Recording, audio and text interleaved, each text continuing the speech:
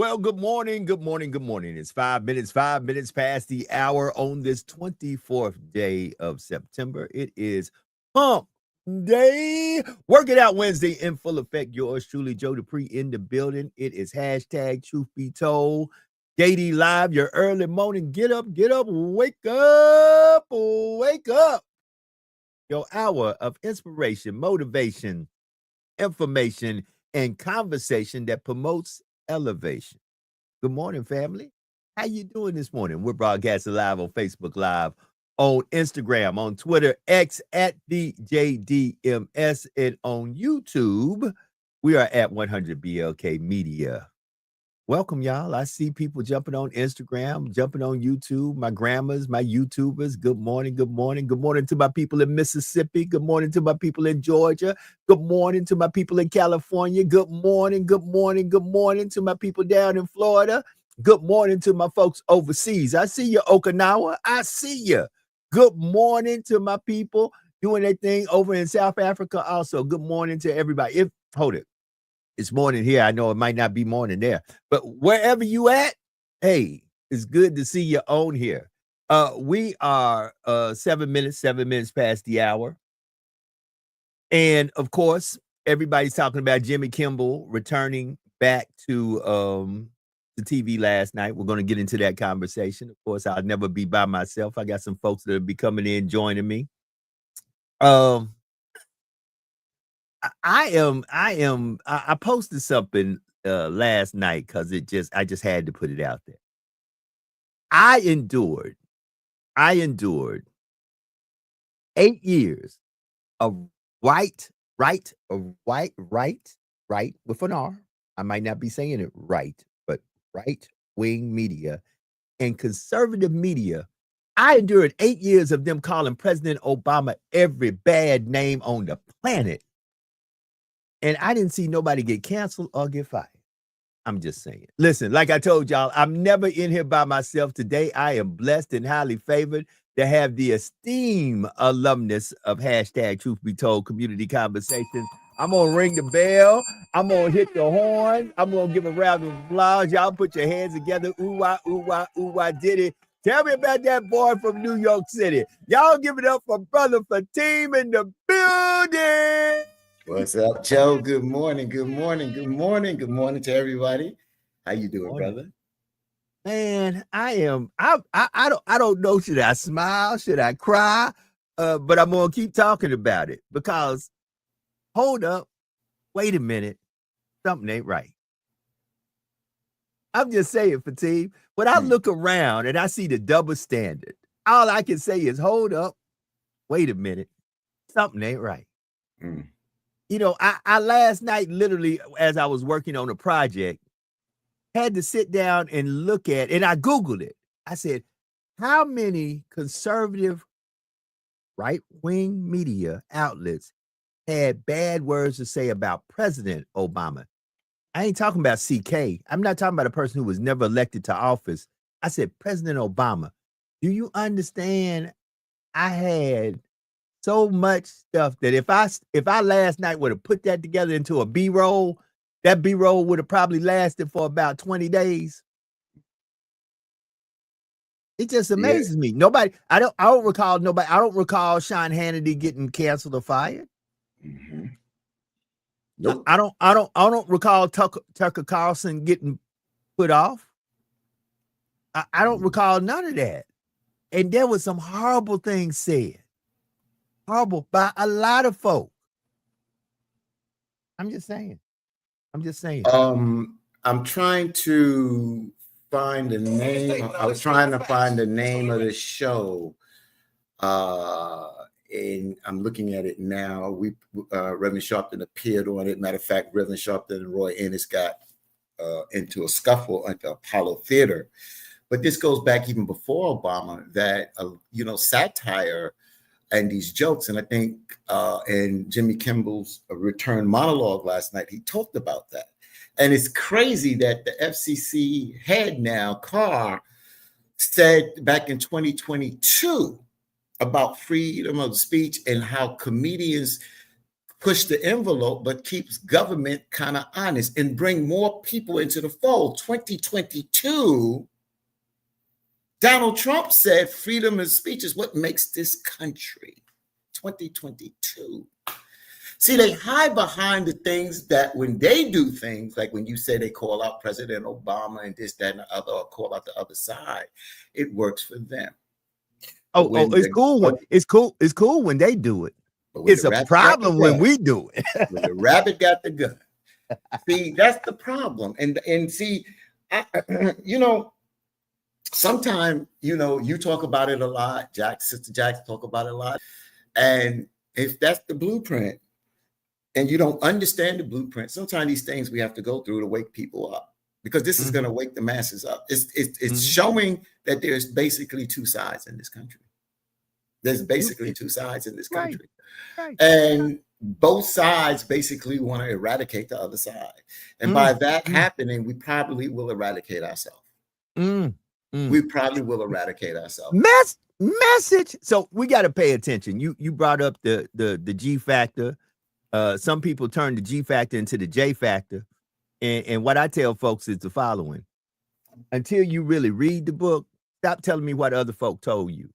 Because when you read the book, you find out that Jesus was a gangster. Jesus was in them streets. Jesus was about his father's business. And if Jesus was about his father's business and the way he conducted himself during the time, if you read it, not hear other folks tell it to you, but if you read it yourself, you'll come to find out Jesus was the first person that went into the synagogue and turned tables over.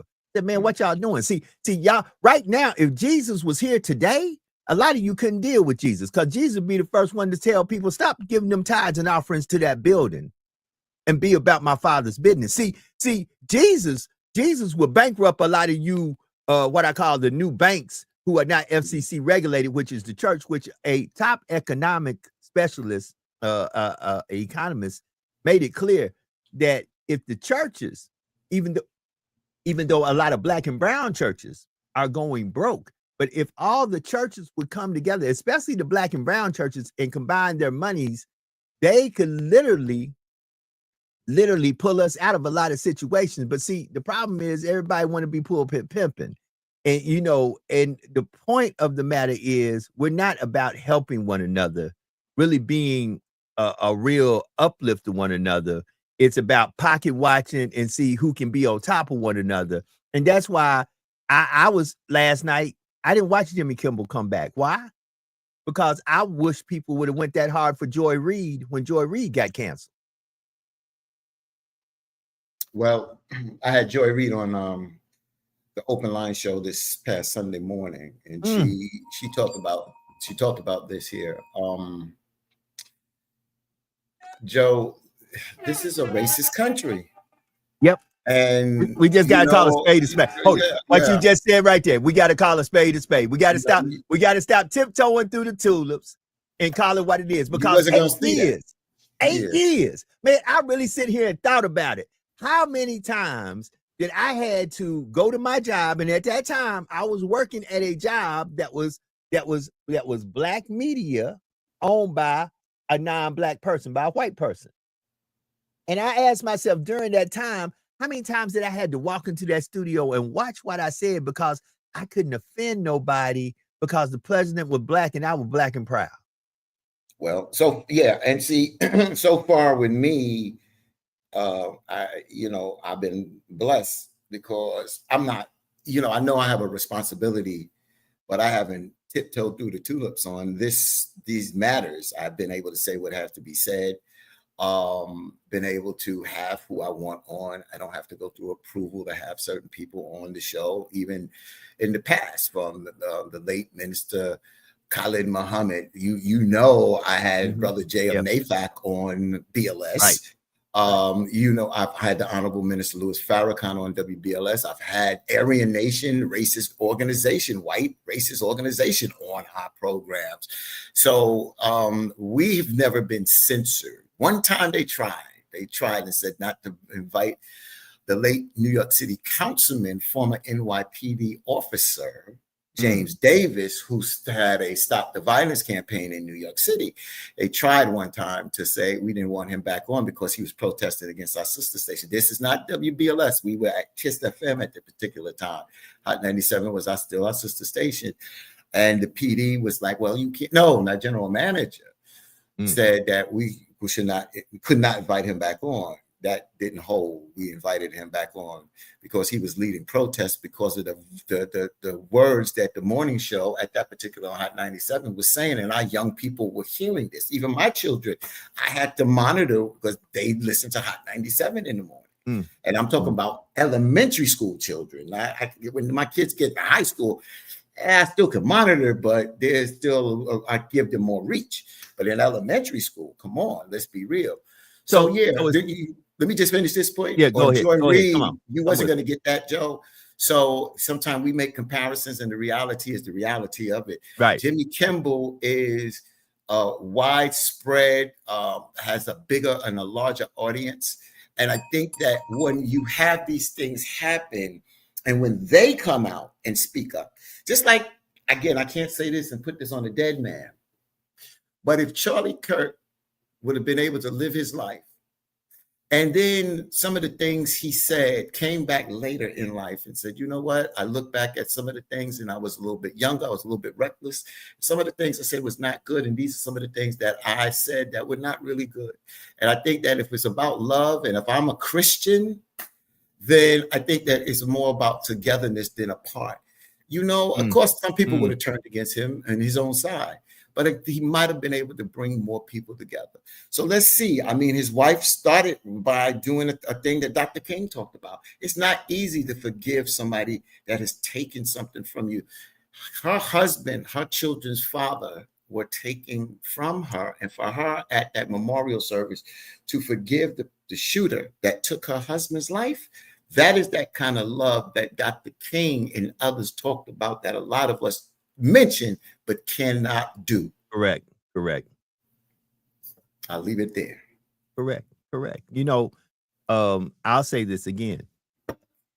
Before this tragic shooting happened in Utah, I really didn't know who CK was. Let me raise my hand and say that again. Had I heard the name? Yes. Had I paid a lot of attention to the name? No, I hadn't. So I'm not going to get on here and bandwagon it now and act like, oh, I knew this guy. No, I really didn't. I see now that he has a message that resonates, and I understand why certain factions of this society bandwagons off his message. And I understand that they have a purpose and a plan behind that, because if I would be, in my opinion, now, once again, this is only my opinion, Fatim. Honestly, I think if the current administration had their way, they would do media here like they do it in Russia. It would be state media. It would be state media. It would be, if you say something that does not line up with what we want to have said, you get dealt with severely. And I want to say this. I believe that the current administration, in my opinion, wants big media, but they want big conservative media. They want the only media out there to be conservative media. They want the only media out there talking their message, and they want every other message that is contradictory to their message to be literally thrown away and discarded as fake news. Let me give it up to my man in MI. Yo, the cleanest brother I know, Scholar himself. We three frat brothers deep in here today. Y'all give it up for Antonio Cole, better known as Bow Tie. Good morning, gentlemen. How's everything, man? Well, Scholar, how are you doing? Man, Brother Fatim, I miss you, man, like I miss the Powerball numbers. You miss me a lot, dude. Thank you, brother. Same here, my brother. Same here. Pleasure seeing you again, bro. Always, brother. So we're on, and you know, this is funny. I just finished saying that, and I just get an email because they have literally weaponized CK. So I get an email saying we're giving away 500 shirts that has CK on it, talking about continue to keep his message alive. And I'm like, you know, family, if that's how you go, that's how you go. But me personally, I say it again, and I mean that from the bottom of my heart. Before this tragic shooting happened, which I do not condone, I wish it did not happen because nobody deserves to lose their life at the hand of gun violence. But CK is one of 18,000 folks in this country this year who lost his life, 18,000 plus folks. Yeah. You know, when are we And going to then- start talking? When are we going to talk about there was 18,000 plus folks and we're on the 24th day of September who have lost their life in this country due to senseless gun violence? Because that's what happened. CK lost his life due to senseless gun violence because somebody did not agree with what he said. That was not right. That's not right for anybody. But let me understand this. Didn't Malcolm lose his life that same way? Didn't Medgar Evers lose his life that same way? Didn't Martin Luther King lose his life that same way? Didn't a lot of black folks, black and brown folks in the South get lynched for stating their opinion? It's gonna come back. It's gonna come back to haunt them. Sometimes you just gotta let it play out. Sometimes you gotta let it play out. But Joe, and I hate that you didn't see Jimmy Kimmel's monologue because that's what we could build on from today. Because Jimmy Kimmel monologue, and he said a lot of good things, great things last night. And he said a lot of you should be paying attention. More you should be paying attention to what's going on out here. And that's a message that's being sent to everybody, white and black out here, that a lot of people don't realize that, like he says, the domino effect about how certain civil liberties are being snatched away in this country. And it's not the kind of uproar. He said it was not about me. It was about the platforms that we have that support people like me. And I think that's so important. But the civil liberties and the things that are happening, but since it's not happening to the masses, or the conservative or the MAGA group, they don't give a damn. It happens to black folks. It's expected to happen to black folks. That's what happens. I keep telling you, this country enslaved us.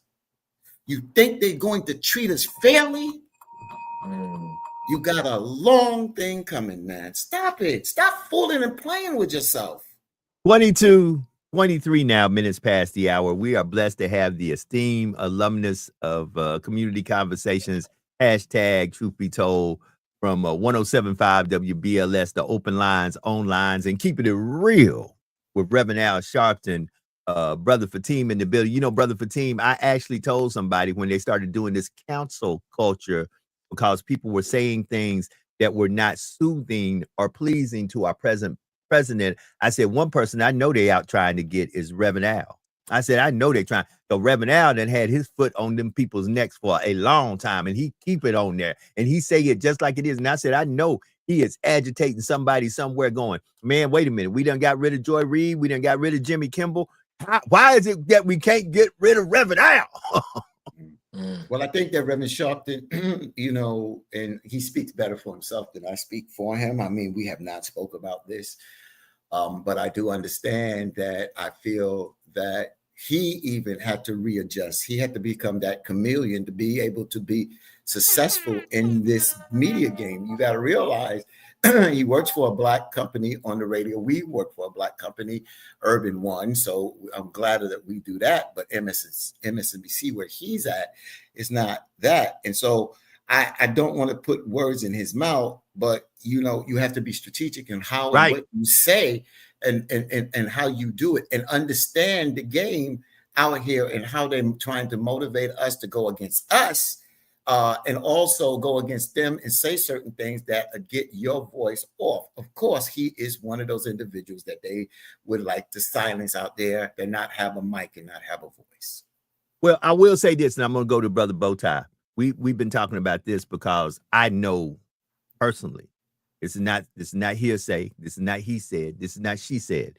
This is me personally talking to legislators I know. I know right now there are a lot of conservative legislators who are concerned about this platform we're on right now, this social media platform, and they are trying to figure out ways to put in legislation to begin to regulate these podcasts, these audio and video podcasts, because they see now the power of the influencer, and they understand most people don't get their news conventionally like they used to get their news. More people get more information from social media than they do from regular TV. And now they are starting to understand that there are individuals out here who have followings and podcasts that are not speaking what they want to be spoke. And they are now talking about legislation to start regulating what is said on the internet through these podcasts. And that's what I'm paying close attention to, because I see it coming. I see it on the horizon. I hear the chatter. And while a lot of us is like, well, man, I can go on YouTube and say what I want to, for the moment you can. Facebook, Instagram, Twitter, X, you can. But they are seriously looking at, and they have got think tanks, just like Project 25 just didn't start in Project 20 in 2024. Let me give that to you again. Project 25 did not just start with a think tank in 2024. They accumulated all this throughout watching and observing and saying, hey, we need to shift here, move here. And we got to pay attention. Google the Manhattan Institute. Just Google the Manhattan Institute. That's way before Project 2025. Right. We got to pay attention. It is 26 minutes past the hour. Brother Bowtie, what's going on in MIA, yo? Man, we got a little storm that's supposed to be coming our way. Hopefully this is our last storm for the season, but even if it's not, we okay. But it's gonna turn anyway, but I think we're gonna get a lot of rain from it. But I think what we're all in jeopardy of is losing our rights. And I think our president has a communist mindset or a dictator mindset. I don't think he even want to be a president. I think he wants to be more like, even though he hate this guy, but he has an obsession with Kim Jong-un, the way that his people bow to him and do everything that he said. He wants American people to do the same thing. But Joe, I said this. Matter of fact, the last time Brother 15 was on the show, I said the same thing. I said, in order for us to have true freedom, we have to accept truth, realize that we're gonna go through chaos in order for us to have freedom. And those things gonna happen. Only thing that's different, Joe, is that we're not in a fight alone. So Black Americans or African Americans won't be in this fight alone, because obviously Jimmy Kimmel is affected, and soon white Republicans will be affected by it as well, though, because if it doesn't align with what he wants, it's going to be an issue, as you said earlier, Joe. If President Trump not for, let's just say he's not for giving people, and there's Republicans saying, nah, we been getting free college, or free elementary and middle school. Why not? And also, Joe, I'm going this. Did you see yesterday what happened at Tennessee State University? No, I did not. Somebody had sent me a message. I didn't get the whole gist of it this morning, because I am. Just give you a quick rundown. There was like 4 young mega supporters. I guess they trying to be little Charlie Kirk. They went to Tennessee State University, set up the tables, and then they got an argument, and then the police came, and it started a little riot. It didn't get too violent, but they did throw things at the car. Some of the students was trying to tell the police, leave. They're like, leave. We know how to handle them. Just leave, but, and what's arguments between the students and the police. Of course, the police was Black, so it's like us versus one another. But, one of the young brothers I watched on the interview, he said, they came here for trouble. Let them get trouble. Turn your back. Well, I mean, once again, what they try to make it seem like is that we can't be in civil debate with one another. I haven't seen it. I got a message from one of my fellow Tennesseans that said, man, you got to look at this. And his message was, we got to learn how to not fall for the banana in the tailpipe. Right. I don't think we fallen. I think, Joe, I'm all for us taking the high road. I'm all for that. But sometimes when you're back into a corner or the enemy come to you, you have to do what you got to do. Joe, you got a lot of blockers in your house. You can take the high road all you want to, but somebody come in your house, Joe, they get hit with one of those blockers. They not. They already know. They already know.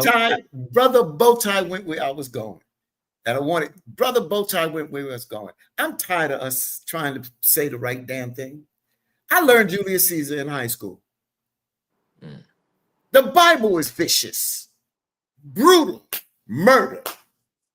This country's been founded on murder. We just go out there and put the disclaimer, Yeah, when you don't have no violence, you're gonna have violence. You're gonna have the adversary attack. You're gonna have some of your adversary killed, and vice versa. It shouldn't happen, but it does happen.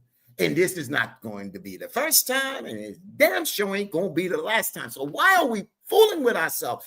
We cannot talk about revolution. We cannot talk about radical revolution that Dr. King, Malcolm didn't say that. Dr. King said that. That for this country to change, we got to have a radical revolution and change of values in this country. That's the uproot of values. Upturn. You think people are going to sit back and let that happen without there be an uprising? So let's be real about this. Thank you, Brother Bowtie, because this is a violent country. It was founded on violence, and we sit up here kumbaya. And it's not that we're promoting violence, but we understand where we're at with violence. People get paid because of violence. Oh, and I don't disagree with either one of you. What I'm saying is they try to once again paint us for a prime example. Let's just be real about it. We still talking about Trey Reed, but we're not talking about Trey Reed. Because if you went down to any university, if I took 4 black Afrocentric minded individuals and took them down right now to go on any all-white campus in the South and set up a table and begin to talk about our values, where we come from, the same thing that happened at Tennessee State will probably happen to me, if not worse. You will probably hear about Joe and 4 black men either got shot, stabbed, lynched, and then they'll swear to God that we committed suicide or did something crazy. The sad thing about it is they won't tell you that if we show up at their institutions and say the same thing they try to say at our institutions, we'll get ran off the campus, we'll be arrested, we're trespassing. It won't be a freedom of speech thing. And that's the sad thing about it. But when they show up to our institution and we respond in kind like they would respond to us, all of a sudden we're the animals. We can't come and just talk to y'all. We try to sit down. See, they try to always make it that. Now, I agree completely with y'all. Them boys knew they wanted the police to be called. You cannot tell me. Now, in my opinion, once again, I can't read these 4 men's mind, but these 4 MAGA individuals who were Caucasian, who came on Tennessee State's campus, I haven't heard the whole story, but just from what I'm hearing in the email I got this morning, they came on Tennessee State's mind with one thing: we're going to agitate these black folks until they finally do what we know we want them to do, and that is act out of character, and we can call the police, and all of a sudden, we came here to talk. They want to whoop out. We came here to open up and debate. We want to continue CK's legacy, so we came to their backyard to talk, but they don't know how to talk. All they know how to do is be animals. That's Joe, the scenario they're gonna throw out there. When that's not true, you baited us into that. Joe, there's a place in our society for, as you said earlier, to have civil debates. If you want to be a debate, run for a politician. That's what you debate, and that's where we come to our equals. My issue, and my biggest issue, and if I was there, I'm just gonna be honest, I would have agitated the violence for sure. But you came to a HBCU campus. One, it is called HBCU because of the systematic racism that we're in already. But you come here and you agitate us and you expect us to say, okay, yeah, let's have a debate. No, you go to your PWIs, and if we choose to come over there, then we'll come over there. Even Charlie Kirk was smart enough not to go to a goddamn HBCU.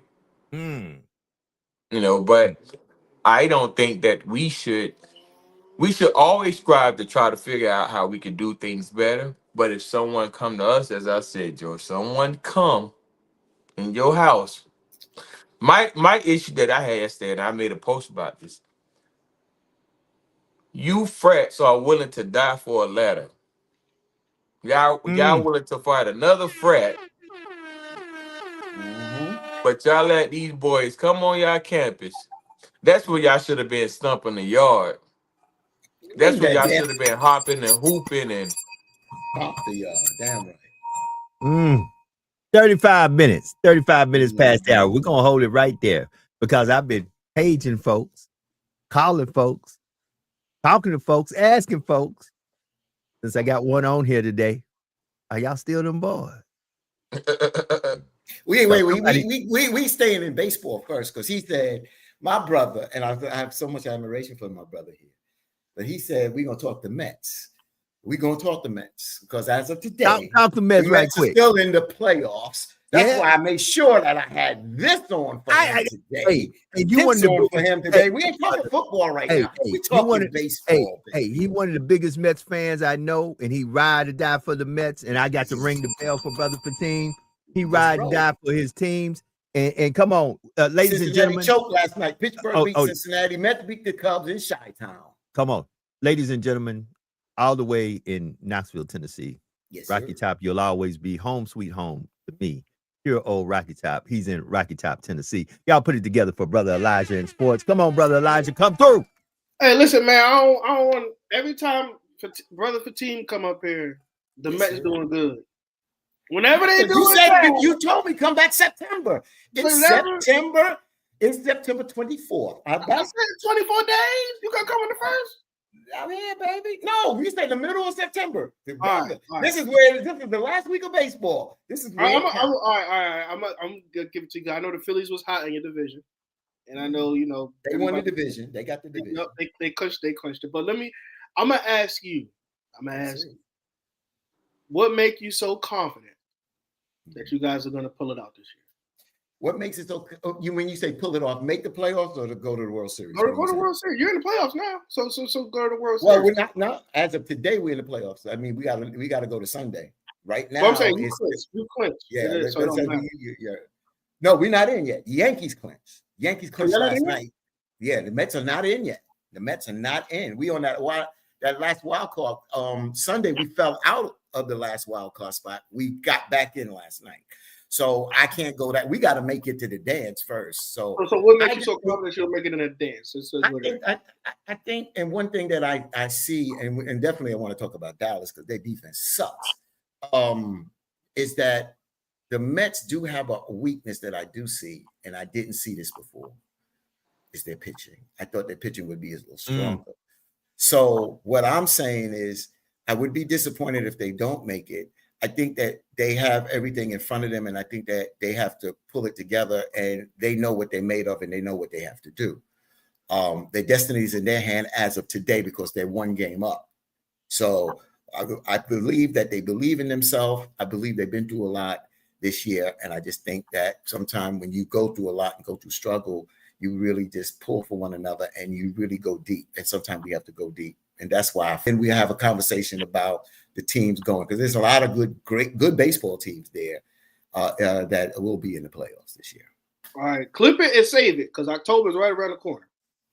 We'll remember this when Brother Fatim come back. So clip it and save it, Joe, because October is right around the corner. Right around the corner. Mm-hmm. Now, before we get in there, as we transfer from baseball to football, before we get to the Cowboys, we got a couple more things I won't get into. You're already in New York. I know you're not a Giants fan. You should be. But Jackson Dart is starting. They already made that list. And I know that, Shador had a chance to go there and everything that was going on. But do you feel like with Jackson Dart hitting the stage, I think he's the first rookie in this class that will be playing at court under center. Mm-hmm. So do you feel like it's a lot weighing on his shoulders because especially with Shador and everything going on, do you feel like it's a lot more? Okay, right. Cam Ward. Well, I think that, first of all, I just had a discussion with one of my friends. His name is Tony Smalls, and he's very good on sports as well. And we both said that Russell Wilson, even though he played very good against Dallas, the Giants are 0-3. He didn't have a good game last week, but I didn't think that they would put this gentleman in as of yet. Russell Wilson is a veteran, and I didn't think that he has played himself out. I think that you allow Russell Wilson to start this game this coming week. If he plays horribly, then you replace him. But I didn't think that Russell Wilson played himself out of a starting role being 0-3. But with the Giants and the Jets being 0-3, the Giants have to do something. Yes, to answer your question, a lot is on his shoulders. This is the number one media stage. and sports capital of the world, New York City. So the Giants have to do something to show that they don't want to be they're being slammed in the media. They're being slammed by the fans. So right now, what do they have to lose by putting out this rookie now, who basically has all the accolades there? Now with Shedeur, that's interesting that you mentioned about Shedeur, because I wonder if Shedeur would have been here, would he have gotten the start? Like this rookie is going to get this start this Sunday. I wonder if Shedeur would have gotten that start.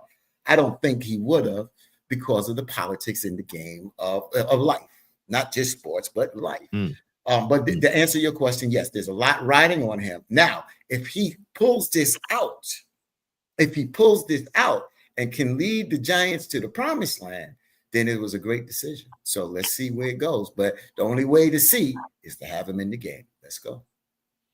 Yep, that part right there. I don't think he's going to pull it out. Who did they play? Who did they play? Let me look real fast. I don't even know. Yeah, who do the Giants play? That's the question. But Russell Wilson has been performing great. You can't blame the quarterback if the wide receivers and O-line. I think he's been performing real great. He's been performing like Russell Wilson. It's just like the team doesn't have the weapons. Hell of a game. He was great. Yeah.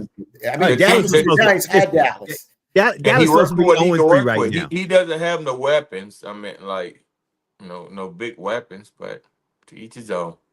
I mean, Dallas is supposed to be 0-3 right now, and honestly, Russell did his thing just like he did when he was at Pittsburgh. Joe, Dallas is supposed to be undefeated because every year is their year. Ain't nobody said this was Dallas year this year. Ain't nobody said. I mean, us Dallas fans are rooting for Dallas, but they defense. And I want to hear from Brother Elijah. Their defense. I mean, they can't stop nothing. And they got rid of Michael Parsons. I mean, even when Michael Parsons there last year, you just saw them brothers just run up the middle on these brothers. And I turned. But ain't nobody stop nothing. Hold it. My team can't stop nothing. Pittsburgh. Wait, we ain't getting to Pittsburgh. No, we don't want to talk about Pittsburgh yet. We want to y'all jump on me.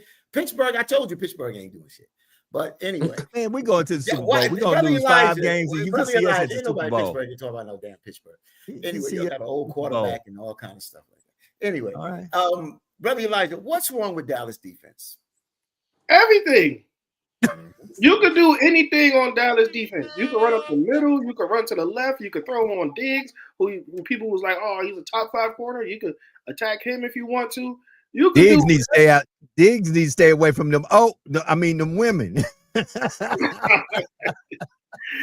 But it's like everything is wrong with Dallas defense, and I like the only reason why I drafted Dak on my fantasy team because I feel like it's gonna be a lot of 50 to 42 games because you're not stopping anybody. You're not stopping anybody no matter what happens. So I think it's just it's not coordinator wise. I think it's really a lack of talent there. You don't really have too much talent on that side of the ball. Trading away Micah Parsons wasn't the best idea, but Jerry Jones, like we talked about the other day, went back into the media and said that he is going to look to trade some more so he could get some talent on the roster. I'm thinking it's on that side of the ball because offensively, you can score, but defensively, it doesn't matter if you can't stop nobody. If you put up 7 and you sit on the bench and they put up 7, and you put up 14 and you sit on the bench, they put up 14, I'm going to go defense like, hey, I'm doing my job. Can you do yours? That's not going to work because no quarterback could be successful like that, or no offense or no team could be successful like that. So I just think that he has to get some talent on that defensive side of the ball. And I believe that football is going more toward the offensive, showing offensive favor, as we call it, the tush push. I done seen a lot of calls and I'm like, how is that roughing the passer on collegiate and professional lately? And I'm like, wait a minute, what happened to football? Are y'all trying to no? Yeah. I done seen all kind of stuff, and I'm like, wait a minute, this is more offensive friendly than it is defensive friendly. Yeah. It's like what happened to those days when you sacked the quarterback and you felt like you was the MVP of the game? Now it's like, bro, you can't even celebrate. I saw a guy sack a quarterback, get up and go, and they threw the flag. I was like, wow.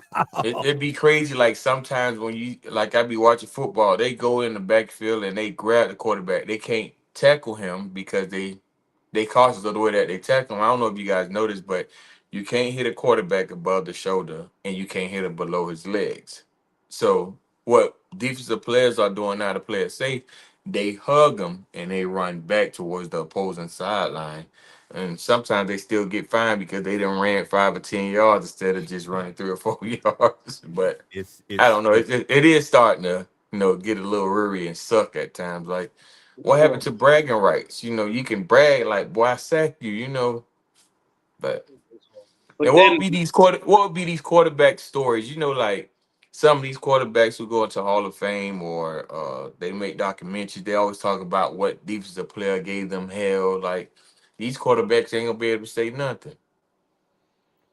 now another topic I do want to get into, Brother Bowtie. I don't know how much you follow it, Brother Fatim, but and Joe, but college football has officially took the turn of the century. I knew it was gonna. I kind of seen the schedule beforehand, but now it's officially out.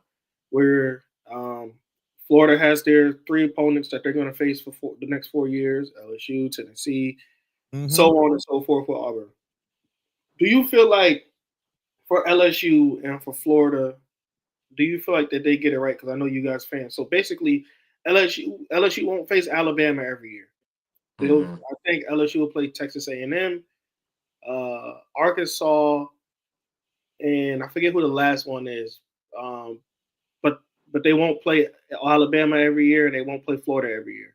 For Florida, I don't know who you guys play every year, but it's not Tennessee. I think you guys still play Georgia every year. Yeah, we still gonna play Georgia every year. The Georgia, that game Florida gonna Bama. happen. Yeah, that Florida Bama game gonna be big. That's that borderline game. That's right. Yeah. Elijah, I know where you're going. Here's what I say. Now that the SEC, and it's the SEC versus everybody, in my opinion, it's literally just SEC and Big Ten ball. That's all it is. SEC and Big Ten ball. You sprinkle in the ACC every once in a while. But the truth about the matter is that onslaught called the SEC, I'm glad that they done mixed it up a little bit.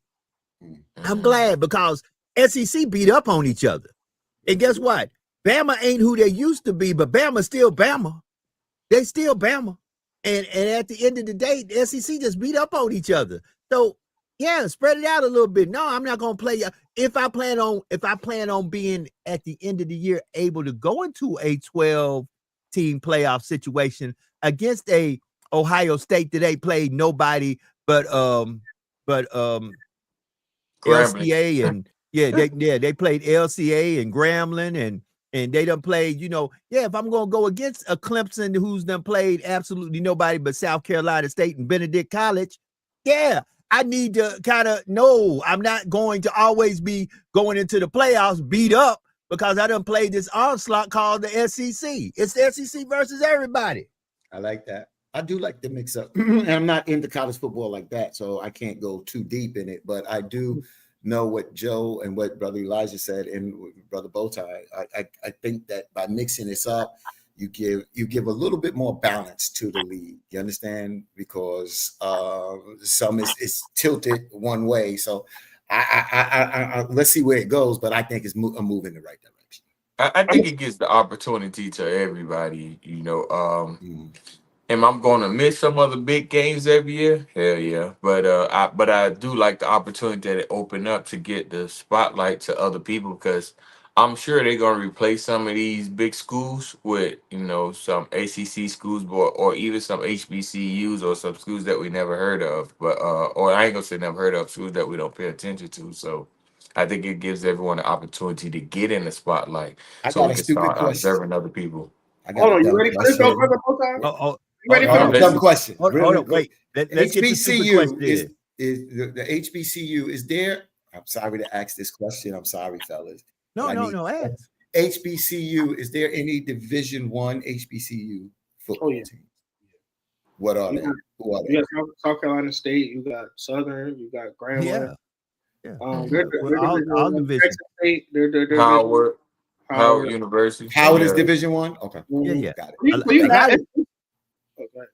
A lot of Division I, we just not Power 5 or Power 10. Yeah. See, that's where they miss it. We're Division I, we just not Power 5, Power 10.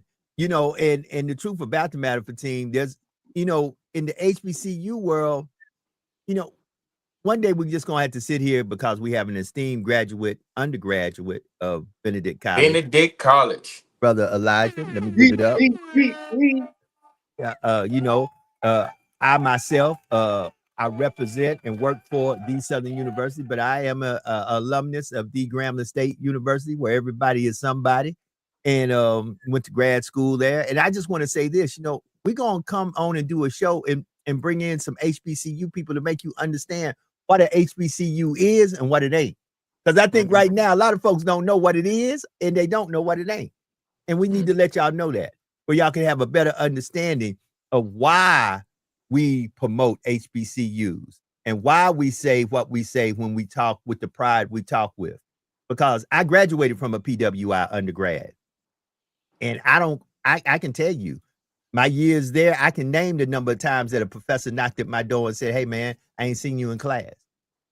What's going on? You all right?" It never happened. They got my money. If I showed up to class, cool. If I didn't, cool. But I can tell you how many times at Grambling somebody pulled me to the side and said, "Hey man, you better appreciate what you've been given. Are you okay? Everything fine?" People did mental health checks on me. Bro, you all right? I know you in the military. Everything good? Your head don't seem like you in the game. I just always tell people, the blacker the college, the more caring and the sweeter the knowledge was for me. It was like they really wanted you to know. And that's just my opinion. That's just, it might not have been everybody's HBCU experience, but it was mine. You know, I had Coach Eddie Robinson drive me out to the country and make me walk back because I was talking about leaving school. He said, "You want to think about something? Let me tell you something. We were graduating Black Negroes before you came. We'll be graduating Black Negroes long after you leave. Now get out of my car and walk back to campus and think about the stuff we talked about." And that changed my life. That made me realize ain't nobody giving you nothing. And to have the great Eddie Robinson do that to me, I'll take that lesson with me for the rest of my life. HBCU, no. I mean, that was one thing, but let me tell y'all, if y'all in there, the parties was nothing. Yeah. You know, about them parties. I never. This is gonna be so crazy. Quick funny story. I know you gotta get back to sports, Elijah. I never attended college a day in my life. But I used to be the FAMU so much, people actually thought that I went to FAMU. Wait, you in Tallahassee? You in Tallahassee is 8 hours.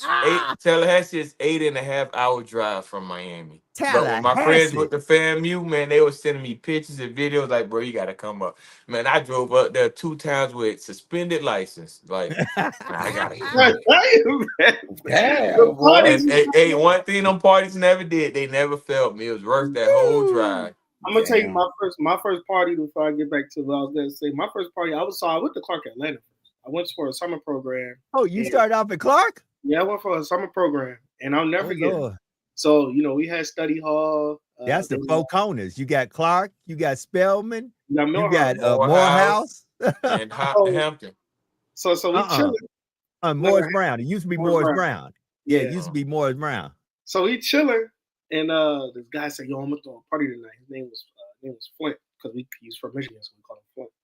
So he was like, "I'm gonna throw a party in my dorm tonight." And I'm like, "Dang, I don't know what you want to do." So everybody had to pay like $2 to get in because it was free tacos that he made, and it was gonna be liquor. It wasn't supposed to be no liquor in the room. $2.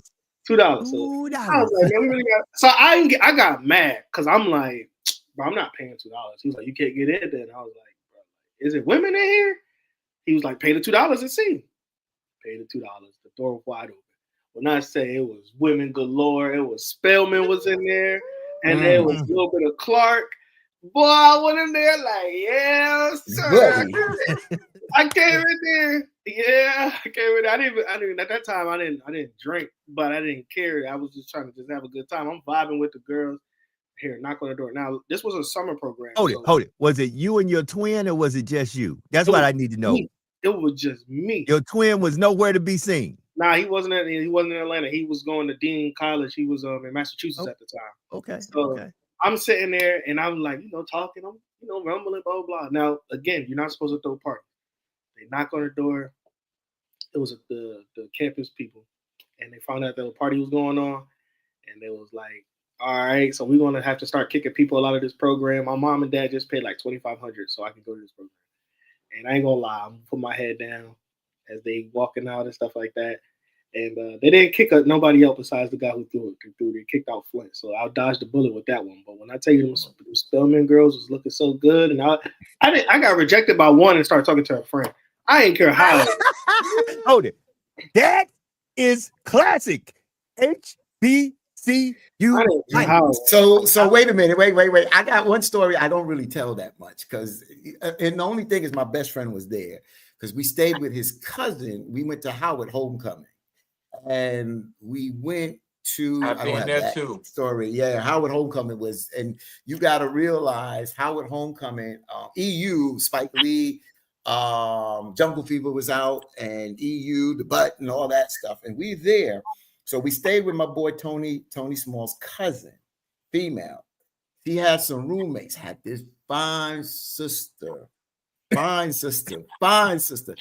out with the guy on the football team, right? So ain't pushing no limit because this dude came in big. So one day I happened to be standing by the door and she was in the room by herself. So I just kicked it a little bit, just talking, just kicking a little bit. And I said, we in DC want to ride around. This woman said, yo, you could take my car. I ain't had no license. I took them keys and took that car. But I told my boy Tony, I said, man, it's on the football team. Why is this woman giving me? Is she setting my ass up? And I was like, yo, I'm not pushing the envelope. Now, I don't know if I'd have pushed the envelope, Brother Elijah, Brother Bowtie, Brother Joe. I didn't push the envelope because I didn't need the football team at me. And I'm not I don't go to Howard. I'm just visiting Howard. I ain't got no reinforcements. But damn, man, I was like, this is kind of interesting. And the HBCU school I was supposed to go to was North Carolina A&T Aggie. I graduated out of Aggie, but it was a PWI school out of Long Island, Farmingdale A&T. That was an Aggie school as well. But I was supposed to go to North Carolina A&T. I remember the year, the date I was supposed to start, but I was hearing so many people saying that you get 4 years of college, come out and had a hard time finding a job. So I decided to go to the work route and didn't go to HBCU, but I wanted to go to HBCU and I narrowed it down between Howard and a couple of others, and I decided to pick North Carolina A&T because of electrical engineering technology degrees that they had, program that they had. I can tell it's a great experience, though. As I said, I never attended college, but I've been there. I done been to the homecomings, the frat parties, the probates. Like I done been there, the classics. Like, and trust me, I probably just stopped going probably about 10 years ago. But you been to the frat parties? They had a good run for about 12 years. I stayed in a frat house. I stayed in the Q frat house. I don't forgot if it might have was Norfolk State because we was down there for Virginia Beach September Labor Day. They Greeks used to have a big function down there, and my boy Tony got stunned because they had dogs, and we questioned why y'all got dogs out here like the 60s, and they chased us, and my boy didn't see the ditch, and they stunned him, so he got arrested. So I'm not a Q, I'm not an Omega man, but I'm there staying with him. So when we didn't have nowhere to stay, they went there and they said, well, my boy, he's not a Q, but he's in the car. They had a quick meeting and they was like, yo, he can stay in the house with us. So I stayed in the frat house, in the Omega house at Norfolk State. So I appreciate them for looking out. Yeah, man. I'm trying to tell you, man. Well, family, since we done went down memory lane, it's 1 minute to the top of the hour. And some of us got to get back to school. Old gray head man got to get back to school. I got class at 9 o'clock. Speaking of which, let me start off with Brother Elijah. Tell us about the fifth take. Tell us what you got coming up, man. Elijah, let's get up out of here, man. Let's get up out of here. Yes, sir. The fifth take. Thank you guys for liking, commenting, and sharing. Again, we got an episode coming out pretty soon. Can't wait for you guys to see that one. But again, I just want to thank this platform as well. Getting up here and talking to you guys, bringing out some memories, bringing up football, baseball, basketball, whatever it can be. Again, I just want to thank you guys again. You guys, if you're watching, just listen, have a good day, have a great day. Stay out the way if you can. And I'll see you guys tomorrow. Brother Bowtie, give it up for me, man. Got you. What it ain't and what we're going to do about it. Let's talk about it. Let's do something about it. Listen, support another personal greatness will not stop you from looking great or being great. In fact, it will add value to your greatness. So find someone to support today. I wish you guys well. If you wish to follow me at Bowtie Untied on everything, or Antonio Cope on Facebook. Wish to support my business, go to www.brothersbowties.com. Well, I'm talking about the esteemed alumnus, Brother Fatim. Give it up, brother. Appreciate it, and good to be back with the brothers here. And let me just say, I'm going to read this real quick. Let me remind you that this life is about resilience and bounce back. You see it everywhere. People get knocked down, canceled, counted out. But when the dust settles, truth and talent can't be denied. Jimmy Kimmel's return is just another example of how you can take a hit, weather the storm, and still come back swinging. So whatever you're facing in your own life, setbacks, disappointments, people doubting you, don't let it define you. Remember, the comeback is always stronger than the setback. Stay true, stay focused, and never let anyone write your final chapter but you, Brother Fatim. Man, that's what I'm talking about. I love the alumnus when he comes back like that. So family, listen, it was good to have Brother Fatim back on today, the esteemed alumnus of Community Conversations, #Truth Be Told, on the behalf of Sister Alethea, Sister Jax, our broke brother in Berlin, Brother Jason, Brother Bowtie, Brother Elijah, Sean P with the Sean P Experience. Yours truly, Joe Dupree. This is #Truth Be Told /JD Live, your early morning get up, wake up. Your place that you have conversation that gives elevation. We're not here to tell you what to think or how to think, but you need to begin to use that thing behind your eyes and between your ears and think. Be better today than you were yesterday. And do something today to be a blessing to somebody somewhere that no matter what you do, there's no earthly way they could ever pay you back. And always remember that there is no secret what God can do. What he has done for others, he will and he can do for you. For when God is with you, nothing nor no one can stand against you. We'll be back tomorrow for Turn Up Thursday. Turn down for what? Y'all have a blessed and wonderful day. We up out of here. Peace.